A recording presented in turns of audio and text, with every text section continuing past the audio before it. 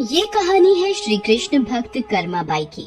सन 1615 में राजस्थान के नागौर जिले के कालवा गांव में जीवन राम डूडी नाम के एक जाट किसान की खुशी का ठिकाना नहीं रहा जब उनके घर एक कन्या ने जन्म लिया। मेरी कर्मा, मेरी बेटी, आज से मैं तुझे कर्माबाई कहकर बुलाऊंगा। जीवन राम भगवान कृष्ण के परम भक्त थे। उनके घर में भगवान कृष्ण का एक मंदिर था। जीवन राम भगवान कृष्ण को भोग लगाने के बाद ही कुछ खाते थे, ये उनका नियम था। कर्माबाई जब थोड़ी बड़ी हुई तो एक दिन, पिताजी, आप हमेशा भगवान कृष्ण को भोजन खिलाने के बाद ही भोजन करते हो। हाँ बेटी कर्मा, जब भगवान कृष्ण भोजन ग्रहण कर लेते हैं उसके पश्चात ही मैं भोजन करता हूँ। पिता से ये सब देखते सीखते कर्माबाई का बचपन बीत रहा था। कुछ वर्षों बाद एक दिन, बेटी कर्मा, मैं कुछ दिनों के लिए तीर्थ यात्रा पर जा रहा हूँ। जी पिताजी, बताइए क्या आज्ञा है। बेटी कर्मा, मेरे पीछे से भगवान कृष्ण की विधि से पूजा करके उन्हें भोग लगाकर भोजन ग्रहण करना। मैं तुम्हें उनकी पूजा विधि बता देता हूँ और घर का भी ध्यान रखना, ठीक है? ठीक है पिताजी, मैं भगवान कृष्ण को भोग लगाकर ही भोजन किया करूंगी। आप निश्चिंत होकर जाइए। जीवन राम कर्माबाई को भगवान कृष्ण की पूजा और घर की देखभाल का कार्य सौंपकर तीर्थ यात्रा पर चले गए। अगले दिन, भगवान कृष्ण को भोग लगाना है, जल्दी से खिचड़ी बना लेती हूँ। हाँ, ये रहा देसी घी और गुड़। लो, तैयार हो गई आपकी खिचड़ी की थाली। मैं ये रख रही हूँ, आपको जब भी भूख लगे आप खा लेना। मैं तब तक घर के काम निपटा लूं। कर्माबाई खिचड़ी की थाली भगवान के आगे रखकर घर के दूसरे कामों में लग जाती है। वो एक दो बार आकर देखती है। उसे लगा कि शायद भगवान को भूख ना हो। थोड़ी देर बाद, पता नहीं भगवान खिचड़ी क्यों नहीं खा रहे हैं। थोड़ा गुड़ और घी ज्यादा कर देती हूँ। ये लो भगवान, अब मैंने इसमें घी और गुड़ ज्यादा कर दिया है, अब तो खा लो। पिताजी आपके भोग की जिम्मेदारी मुझे सौंपकर तीर्थ यात्रा पर गए हैं। अब वो कुछ दिन बाद आएंगे, तब तक आप मेरे हाथ का बना भोजन खा लीजिए। मुझे ज्यादा व्यंजन बनाने नहीं आते। ये खिचड़ी आपके लिए बनाई है, इसे खा लो भगवान। मैं आपसे विनती करती हूँ, ये खिचड़ी खा लो, वरना जब तक आप भोजन नहीं करोगे मैं भी तब तक भूखी रहूंगी। देख लो फिर। कर्माबाई भगवान कृष्ण से नाराज होकर भूखी प्यासी उनके सामने ही बैठी रही। दोपहर से शाम बीत गई। कर्माबाई भगवान के समक्ष भूखी बैठी रही। भगवान कृष्ण ने जब देखा कि कर्माबाई जिद पर अड़ी है, मूर्ति में से आवाज आई, कर्माबाई, कर्माबाई, तुमने पर्दा तो किया ही नहीं। पर्दा करो, तभी मैं भोजन करूँगा।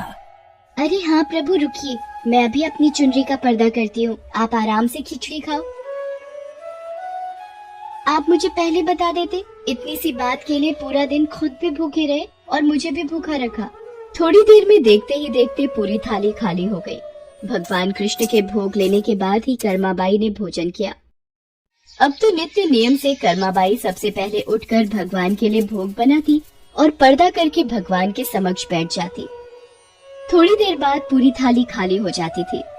मुझे लगता है प्रभु को सुबह जल्दी भूख लगाती है। कल से सबसे पहले भोग ही बनाऊंगी, उसके बाद स्नान वगैरह और घर के काम बाद में ही किया करूंगी। हाँ, ये ठीक रहेगा। अब तो कर्मा की बनाई खिचड़ी भगवान कृष्ण बड़े चाव से खाते थे और पूरी थाली खाली हो जाती थी। एक दिन कर्मा के पिता तीर्थ यात्रा से वापस आते हैं। कर्मा बिटिया, कैसी है तू? पिताजी, मैं अच्छी हूँ। और आपके पीछे पहले दिन तो भगवान ने भोग ग्रहण करने में बहुत नखरे किए, फिर शाम को जाकर खिचड़ी खाई, और अब तो भगवान कृष्ण सुबह सुबह ही मेरी बनाई खिचड़ी खा लेते हैं। मैं सबसे पहले उन्हें भोग लगाती हूँ, जब वो खा लेते हैं उसके पश्चात ही दूसरे काम करती हूँ। हे कृष्ण मुरारी, आपकी लीला कौन जाने प्रभु। मैं तीर्थ यात्रा में आपको ढूंढ रहा था, आप तो मेरे घर में ही विराजमान हो। धन्य हो प्रभु, आपकी जय हो। बेटी कर्मा, तुम जैसी पुत्री को पाकर मैं धन्य हो गया। अब से तुम ही भगवान कृष्ण को भोग लगाना।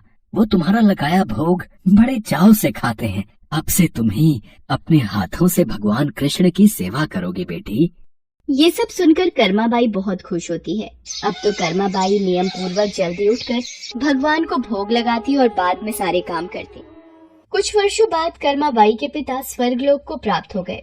अब कर्माबाई घर में अकेले रहती तो उनका मन नहीं लगता था, इसलिए वो भगवान कृष्ण की मूर्ति को लेकर तीर्थ यात्रा पर निकल गई और भारत में अलग अलग तीर्थों के दर्शन करने के पश्चात वो उड़ीसा के जगन्नाथपुरी मंदिर पहुंची।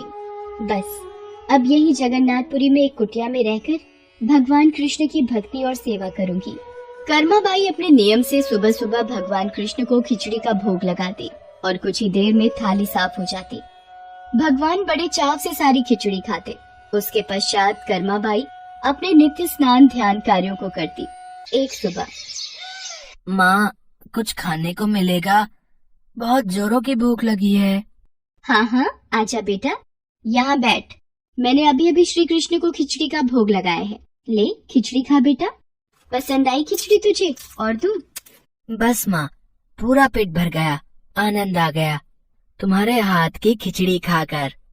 माँ, क्या मैं ये स्वादिष्ट खिचड़ी कल भी खाने आ सकता हूँ? कल ही क्यों बेटा, तू रोज मेरे पास खिचड़ी खाने आ जाया कर।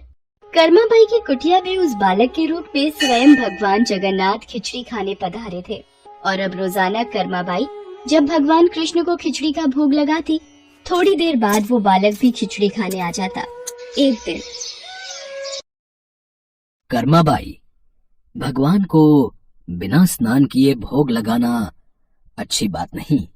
तुम रोजाना सुबह पहले स्नान आदि क्रियाएं करके विधि विधान से पूजा करके ही भगवान कृष्ण का भोग बनाया करो। ठीक है बाबा, अब मैं स्नान करके ही प्रभु का भोग बनाया करूंगी। साधु की बात मानकर कर्माबाई अगले दिन से स्नान करके पूजा के पश्चात भोग तैयार करती। इस कार्य में उन्हें बहुत देर हो जाती थी, पर वो बालक तो अपने समय पर ही खिचड़ी खाने आ जाता था। माँ, खिचड़ी दो ना, जल्दी दो, मुझे बहुत भूख लगी है माँ। थोड़ी देर रुक बेटा, अभी देती हूँ। अब तो बालक रूपी भगवान जगन्नाथ जल्दी जल्दी खिचड़ी खाकर बिना हाथ मुंह साफ किए भाग जाते थे। उन्हीं दिनों मंदिर के पुजारी जो काफी समय से मंदिर में सेवा कर रहे थे, ये जगन्नाथ भगवान के मुख पर खिचड़ी कैसे?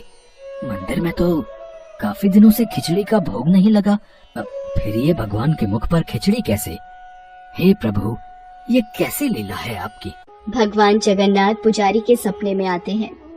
मेरी भक्त कर्माबाई जो जगन्नाथपुरी में ही रहती है, वो बहुत ही प्रेम भाव से सुबह उठकर बाजरे की खिचड़ी का भोग लगाती है। मैं रोजाना सुबह जल्दी उठकर कर्माबाई की खिचड़ी खाने जाता हूँ। मुझे कर्माबाई के हाथ की खिचड़ी बहुत पसंद है।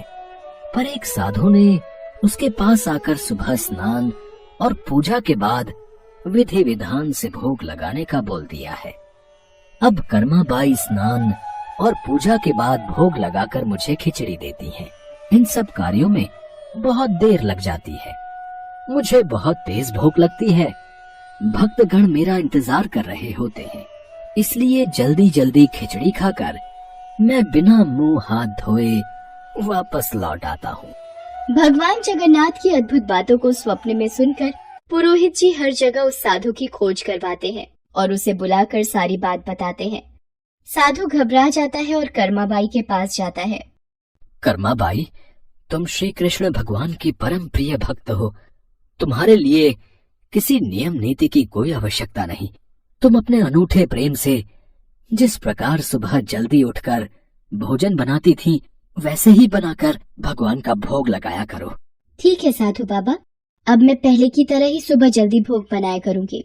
अब कर्माबाई फिर से पहले की तरह भगवान कृष्ण को भोग लगाकर उस बालक को बड़े प्रेम पूर्वक खिचड़ी खाने को देती थी। ये क्रम कई वर्षों तक चला और एक दिन कर्माबाई परलोक से धार गई। हे प्रभु, हमसे कोई भूल हो गई क्या? आज आपके नैनों से अश्रुधारा कैसी प्रभु?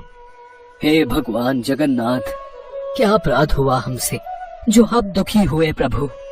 उसी रात भगवान जगन्नाथ राजा और पुजारी के स्वप्न में आते हैं और बताते हैं कि उनकी भक्त कर्माबाई इस लोक से विदा होकर भगवान में विलीन हो गई हैं। अब उन्हें सुबह सवेरे बाजरे की खिचड़ी कौन खिलाएगा, यही उन्हें दुख है। अगले दिन, पुजारी जी, जो स्वप्न आपने देखा वही स्वप्न मुझे दिखाई दिया। भगवान जगन्नाथ की प्रिय भक्त कर्माबाई अब इस लोक से विदा हो गई है। मैं चाहता हूँ आज से हर सुबह भगवान जगन्नाथ को कर्माबाई के नाम से बनाई बाजरे की खिचड़ी का भोग लगा करेगा, जिससे भगवान को कर्माबाई की कमी न महसूस हो। जी महाराज, अब से ऐसा ही होगा। उस दिन के बाद से कहते हैं कि भगवान जगन्नाथ को हर सुबह बाजरे की खिचड़ी का भोग लगाया जाता है। कर्माबाई के नाम की बाजरे की खिचड़ी के भोग से आज भी इस प्रथा को निभाया जा रहा है।